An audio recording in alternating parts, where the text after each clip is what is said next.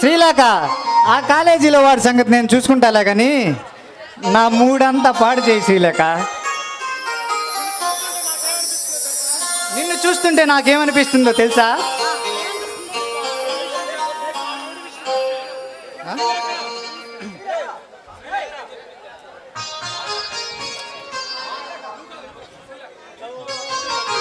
నీకు ఆ రెవల్యూషన్ చెప్పి బాగా ఇబ్బంది పెట్టినట్టుంటాను. I'm very very sorry. Nothing. అందమైన చంద్రబింబం లాంటి నీ ముఖంలో, కలువ రేకు లాంటి ఆ కళ్ళు, కొట్టేరు లాంటి ఆ ముక్కు, లేత కొబ్బరి లాంటి ఆ చెక్కిళ్ళను పదే పదే చూడాలని, ఆ చెక్కిళ్ళపై ముద్దుల వర్షం కురిపించాలనిపిస్తుంది.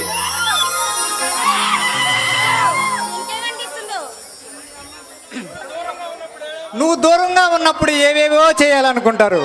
వన్స్ నువ్వు ఒక్కసారి దగ్గరికి వచ్చాక అవన్నీ మర్చిపోయి ఏవో కొత్త లోకాలకు వెళ్ళిపోతాను. నిజంగా నేనంటే నీకు అంత ఇష్టమా? ఇష్టమే శ్రీలేఖ.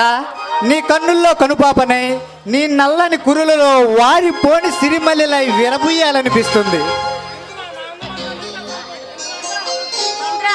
నా అందమంతా నీకే సొంతం. నువ్వు నాకు పరిచయం అవడం నిజంగా నాకెంతో ఆనందంగా ఉంది. నా మనసులోని కోరికలకు రెక్కలు వచ్చి పక్షిలా ఎగురుతున్నట్టుగా ఉంది. శ్రీలేఖ, ఒకవేళ నాకు మధ్యలో ఏమైనా అయిందనుకో, అప్పుడు నీ పరిస్థితి ఏమిటి? నీకేమవుతుంది ఇంద్రా? నీకు ఒక విషయం చెప్పాలి శ్రీలేఖ. మొన్న నేను పట్నం వెళ్ళొచ్చేసరికి నా చెల్లెను అతి దారుణంగా చంపాడు. వాడి కోసమే నేను గాలిస్తున్నాను. అలాగైతే పోలీస్ స్టేషన్లో కంప్లైంట్ ఇవ్వచ్చు కదా. పోలీసుల వల్ల ఏం కాదులే.